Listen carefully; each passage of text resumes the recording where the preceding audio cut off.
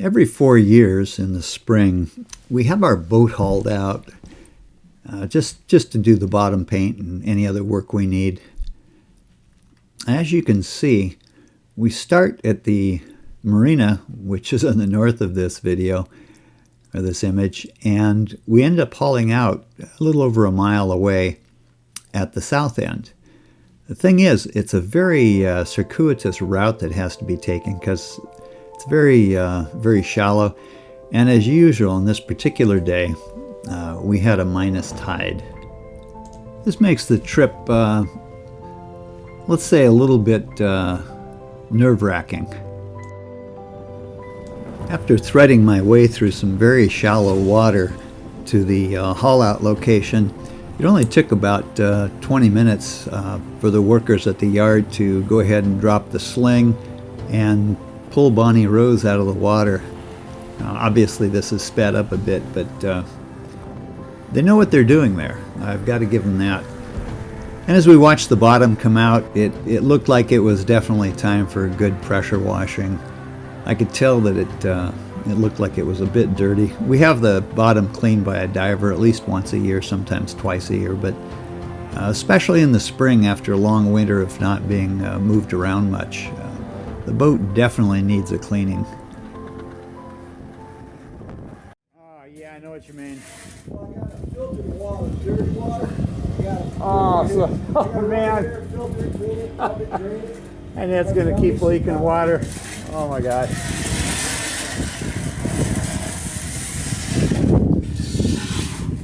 Man, those zincs aren't bad, but we'll replace them anyway, I guess.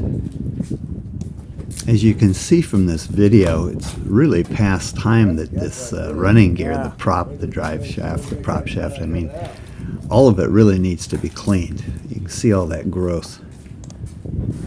Well, that tells me, looking at the prop, that's why I'm not getting any speed out of this thing.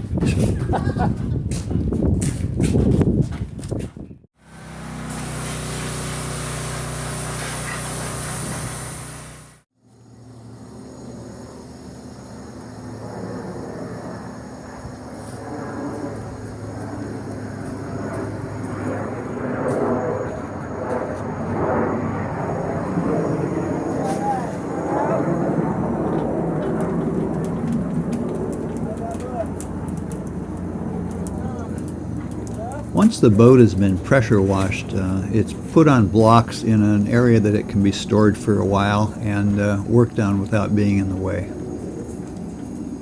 By the way, the bottom you're seeing here is 4 years old, but it's non-ablative, so it really wears very well.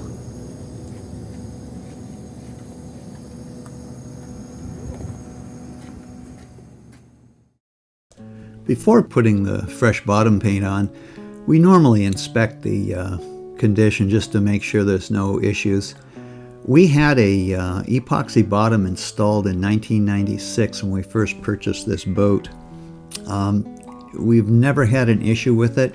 However, as you can see by that little red arrow, we noticed there was a line of blisters at basically the keel to hull join on both sides of the keel, so it looks like it's time to go ahead and do some blister repair work.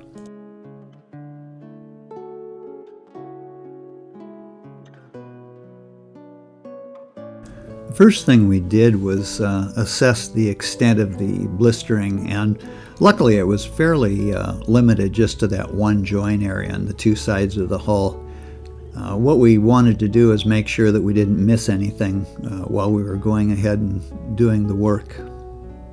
Because our boat had always had an epoxy bottom, we were kind of curious as to where this water might have come from, since osmosis was not a real obvious thing to happen.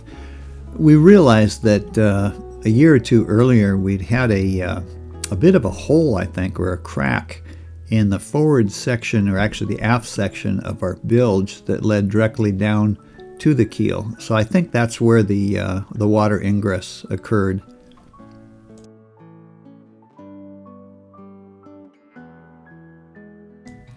Because spring in the Northwest tends to be pretty wet, we went ahead and had the yard go ahead and grind it out and let it dry as the weather allowed. We were out of town, so it didn't really make sense for us to go back and forth. What they did was they went ahead and ground out the area, and they let it dry for probably close to 5 weeks. It just took that long because of the weather. But at the end of that time, they were able to go ahead and add the thickened epoxy and colloidal silica and get it faired out to where it looked really, really good.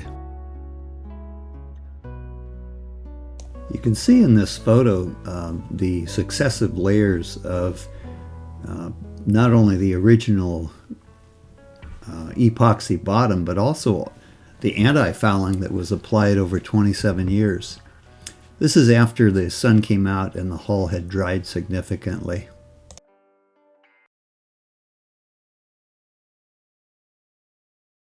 Once the weather improved, Sherry and I went ahead and waxed the hull, and it really was a much easier job to wax it when it was on the hard.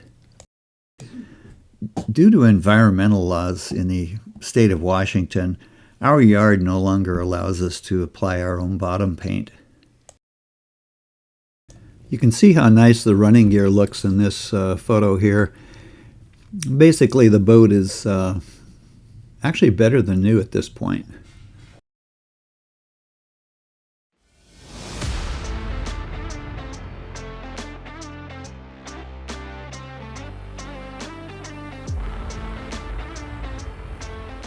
After almost 6 weeks on the hard, it was finally time to put Bonnie Rose back in the water. This is a especially satisfying time.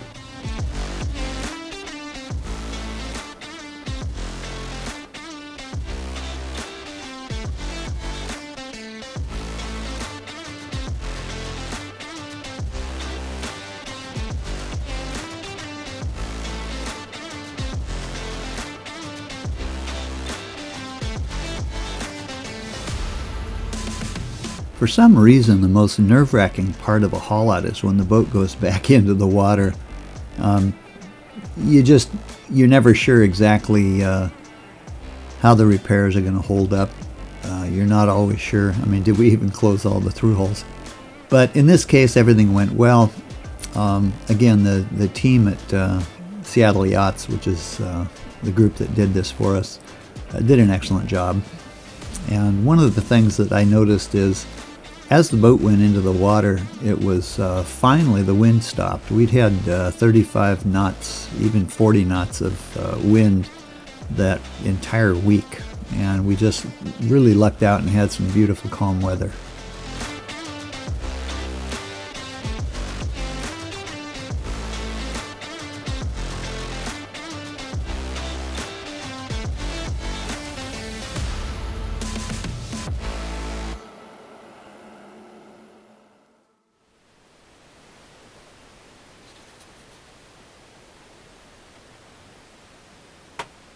As the weather continued to improve all week, we were reminded pretty easily why we do all this, why we make sure that the boat is in top shape, and that's pretty much because we absolutely love getting out on the islands, and basically this makes it all worthwhile.